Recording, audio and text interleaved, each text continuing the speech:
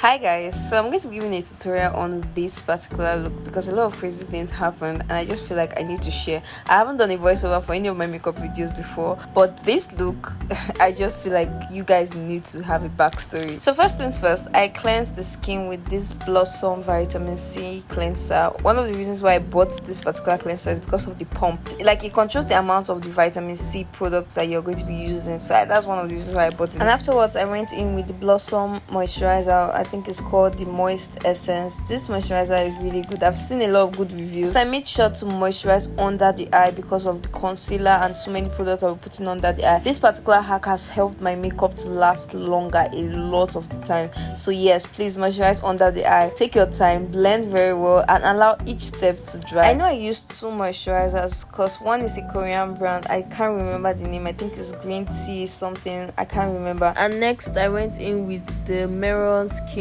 prep. You see this particular product, this is like the holy grail for me in my skin prep.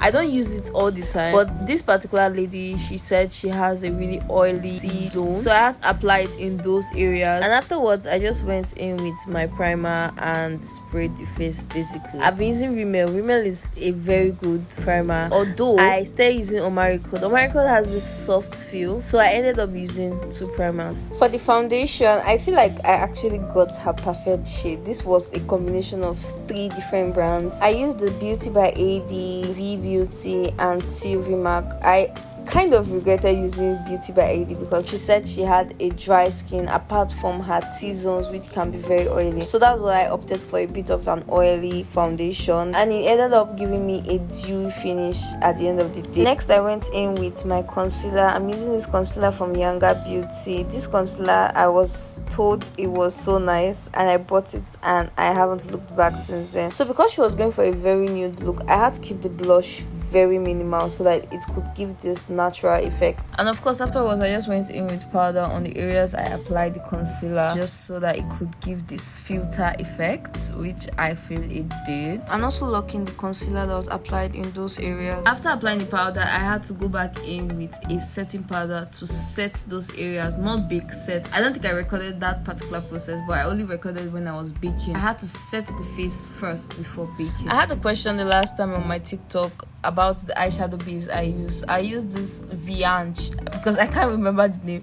so I had to record it specifically because of the person that asked. So now this is where things got crazy. By the way, the setting powder I used is Mirac and Noban. Unfortunately, Mirac has been discontinued, but yes, I mixed the two. So she was going for a nude look and I had something in mind, but unfortunately I did not know that she wanted it like pipe down, like really nude. So we had to clean it, and the best shade that could describe the color she wanted was on my powder palette, so I had to use a powder on the eyeshadow. Yes, what you're seeing is actually powder, and I used the V Beauty powder. In fact, V Beauty, you guys need your flowers because this, I could not believe that could come out. I just took a risk. I was like, okay, let me just try using a powder, and she really liked it and she was like, yeah, this is what I wanted, and I was just so happy. And of course I went with the nude lips. I wanted a color that would really be nude, so I mixed my concealer with a nude shade of lipstick to achieve this particular shade that you're seeing on her lips. And I went with lip gloss, and I didn't put highlight because she wanted a nude look, so I had to make sure that I only applied the highlights on the bridge of her nose and the tip of her nose, and I just blended it to reduce all the harsh lines, sprayed the face, and that's all for this look. I feel like this camera is not doing justice to how much this look ate and left no crumbs, because this was so good. It would look so nice. Anyways, I hope you guys took note of one or two things in this tutorial. Thank you guys for watching. Don't forget to follow this page if you haven't. Tell your friends the Star Looks is in Lagos and is also available to travel for your beauty glam. Thank you guys for watching, and I'll see you next time. Bye.